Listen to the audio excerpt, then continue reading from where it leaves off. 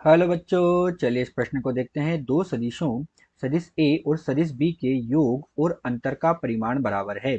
सिद्ध कीजिए कि सदिश सदिश ए वो सदिश बी जो है ये परस्पर लंबवत है। तो बच्चों हमें प्रश्न में क्या कहा गया है कि हमारे पास दो सदिश है।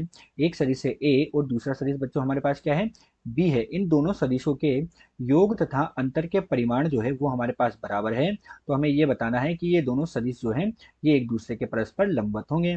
तो चलिए बच्चों, सर्वप्रथम हम प्रश्न की मुख्य अवधारणा पर चर्चा करते हैं। और इसमें बच्चों हम मान लेते हैं कि हमारे पास दो सदिश है। एक सदिश हमने मान लिया ए और दूसरा सदिश हमने मान लिया क्या है, हमारे पास बी है।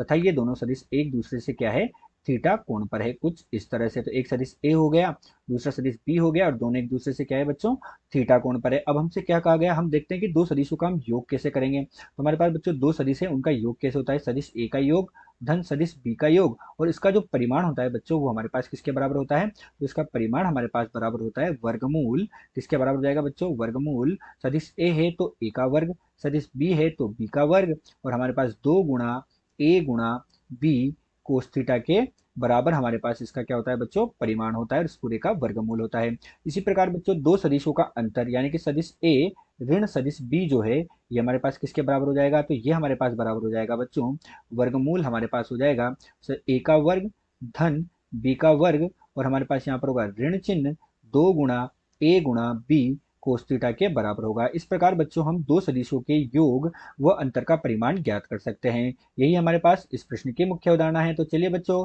अब हम प्रश्न को हल करते हैं। अब प्रश्न में हमसे क्या कहा गया कि इनके योग व अंतर के परिमाण बराबर हों, तो हमें ये सिद्ध करना है कि इनके मध्य का कोण कितना होगा बच्चों, थीटा होगा।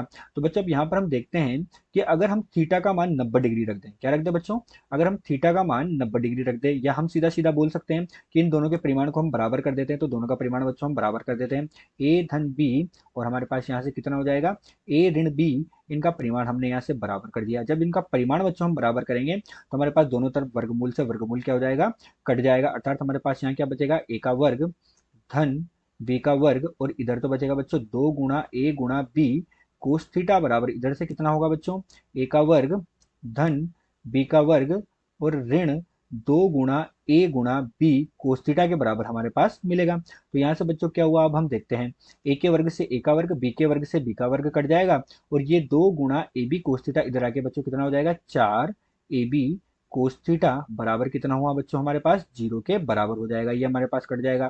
तो यहाँ से बच्चों हमारे पास कोस थीटा का मान कितना प्राप्त होगा, यहाँ से हमारे पास कोस थीटा का जो मान है वो हमें प्राप्त हुआ बच्चों कितना, जीरो के बराबर। तो कोस थीटा का मान हमें जीरो के बराबर प्राप्त हुआ। तो कोस थीटा बच्चों जीरो कब होता है, जब कोस का मान कितना होता है बच्चों, 90 डिग्री के बराबर होता है, अर्थात पाई बाई 2 के बराबर होता है। अर्थात थीटा का मान बच्चों हमें कितना प्राप्त हुआ, थीटा का मान हमें 90 डिग्री के बराबर प्राप्त हुआ। थीटा का मान जब 90 डिग्री प्राप्त हुआ, इसका अर्थ क्या हुआ, इसका अर्थ हुआ कि दोनों सदिश परस्पर कैसे हैं, लंबवत हैं। कैसे हो गए बच्चों, दोनों सदिश परस्पर लंबवत हैं, दोनों सदिश परस्पर लंबवत है, दोनों सदिश परस्पर कैसे हो गए बच्चों, यहाँ पर हमारे पास सदिश ए और सदिश बी जो है ये दोनों सदिश एक दूसरे के क्या हो गए, लंबवत हो गए। अतः दिया गया जो प्रश्न है, इस दिए गए प्रश्न में सदिश ए व बी परस्पर लंबवत है, ये हमने सिद्ध कर लिया है। आशा करते हैं दिया हुआ प्रश्न आपको समझ आया होगा। धन्यवाद।